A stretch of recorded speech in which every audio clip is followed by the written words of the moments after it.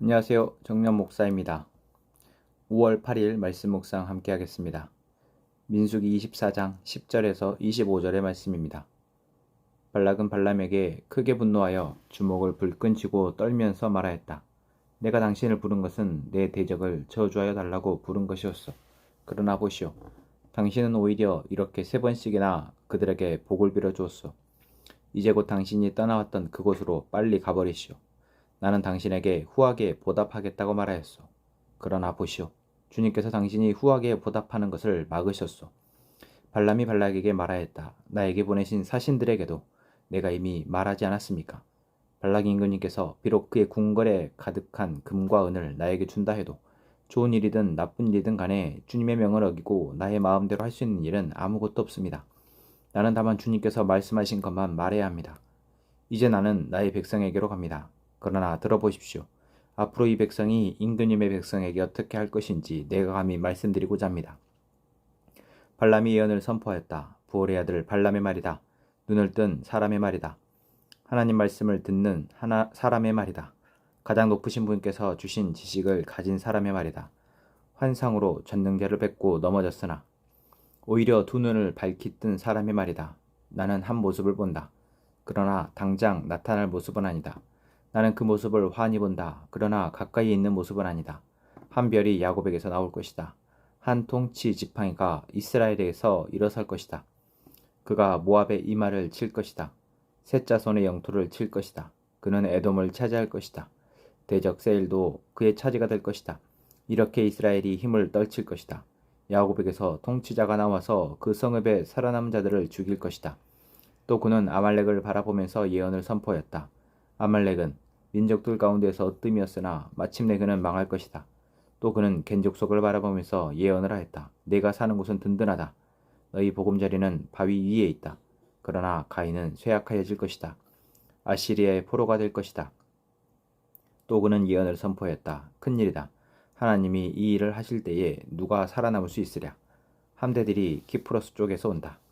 그것들이 아시리아를 괴롭히고 에벨도 괴롭힐 것이다. 그러나 그것들마저도 망하고야 말 것이다. 발람은 급히 길을 떠나서 그가 살던 곳으로 돌아갔다. 발락도 제가 갈 곳으로 갔다. 아멘. 민수기 22장에서부터 이어진 발락과 발람의 이야기가 맞춰집니다.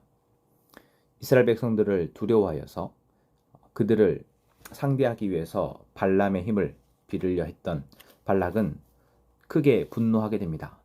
3번이나 발람은 저주라는 것이 아니라 이스라엘 백성들을 오히려 축복했기 때문입니다. 우리는 왜 하나님은 이 발람의 입술을 빌어서 이렇게 이야기하실까 생각하게 됩니다. 그렇습니다. 하나님의 백성들에게 하나님은 안정감을 가지며 그들의 삶을 살아가게 하십니다. 그런데 우리는 순간순간 상황 속에서 오히려 더 두려워하고 염려하며 하나님을 믿지 않는 자들보다도 더 힘이 없이 살아가는 모습들을 보일 때가 있습니다. 그러할 때 하나님은 어떻게 하실까요? 안타깝게 여기시며 우리로 다시 하나님의 백성으로서의 자존감을 회복하며 살아갈 수 있는 힘을 주시고자 할 것입니다. 오늘 발람을 통해서 하나님은 하나님의 백성이 어떠한 복을 누리는 자인지 보게 하십니다. 발람의 입술을 통해서 주변에 있는 나라들, 특히 여기 나온 모압왕의 왕 발락에게 말하고 계시는 것입니다. 결코 이스라엘은 하나님이 지키시며 하나님이 그들로 승리하게 하실 것이며 모압뿐만 아니라 주변에 있는 모든 나라들이 이 이스라엘에 의해서 쫓겨날 것이다 라는 것이죠. 발람뿐만 아니라 하나님은 이스라엘뿐만 아니라 주변에 있는 나라들에 대해서도 하나님의 손 아래 있음을 계속해서 선포하십니다. 그것이 소선지서에 대선지서에 하나님이 남기시는 예언의 말씀이시죠. 하나님은 왜 이토록 하나님의 백성에 대해서 다른 민족에 비해서 더 사랑하시는 것처럼 말씀하고 있습니까? 택함 받은 백성 누구입니까? 지금 우리는 하나님에게 택함 받은 백성입니까? 내가 하나님의 택함받은 백성임을 알고 있다면 우리는 그 알미 우리의 삶을 살아가는데 동력이 되며 힘이 되고 있습니까? 하나님 우리를 살리셨고 하나님이 우리로 살아가게 하시는데 우리는 정말 그것을 누리며 살아가고 있습니까? 우리가 그것을 누리며 살아가지 못할 때 하나님은 하나님의 사람들의 입술을 통해서 우리에게 하나님이 어떠한 분이시며 우리를 어떻게 사랑하시며 우리로 어떠한 일들을 하게 하실지를 그렇게 고백하게 하시는 것입니다. 발람은 이방 선지자였습니다. 자기의 욕심 때문에 발락에게 와서 발락이 원하는 대로 이스라엘 백성들을 저주하려는 마음 또한 있었습니다. 하지만 발람은 하나님을 두려워하는 그 마음이 항상 잃지 않았다라는 것이죠. 그렇게 하나님은 발람의 눈을 뜨게 하셨고 이제 발람이 하나님의 말씀을 하나님의 마음을 전달하게 하십니다. 발람이 전달하는 말씀이 오늘 우리에게 어떠한 의미입니까? 우리가 삶을 살아가는데 우리의 이웃들에게 또는 내가 머물고 있는 곳에서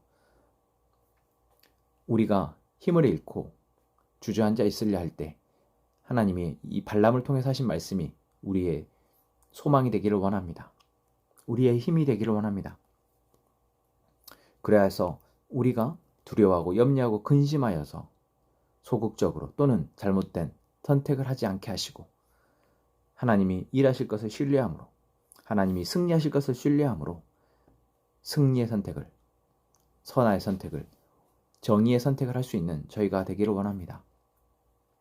오늘 우리에게 주신 말씀 이방 사람들의 입술을 통해서도 하나님이 하나님의 일을 고백하게 하신다라는 것입니다. 우리가 삶의 순간 속에서 하나님이 우리에게 고백하게 하실 이야기들이 우리의 입술을 통해서 되어지지 않는다면 오히려 주변에 있는 사람들을 통해서 하나님이 하십니다. 무엇이 더 나을까요? 우리의 입술을 통해서 하나님을 고백하는 저희가 되기를 원합니다. 하나님이 어떠한 계획을 가지고 어떻게 우리의 삶을 이끌어 가시는지 우리의 입술을 통해서 고백하는 저희가 되기를 원합니다. 오늘 우리에게 주신 이 말씀을 다시 한번 생각하며 하나님이 우리에게, 우리의 가족에게, 우리의 삶 속에서 어떠한 계획을 가지고 계실지 다시 한번 확인하며 그것들을 우리 삶에서 이루어지기를 위해 기도하는 이 시간 되기를 원합니다. 기도하겠습니다. 하나님 우리를 사랑하십니다.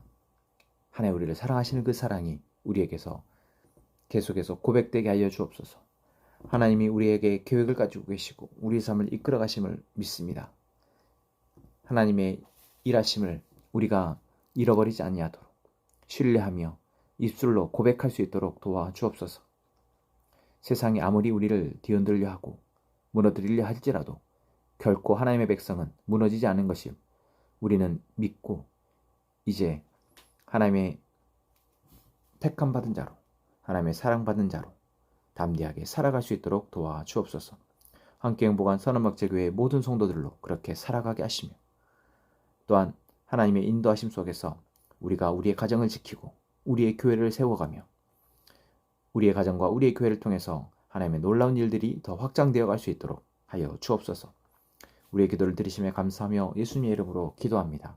아멘.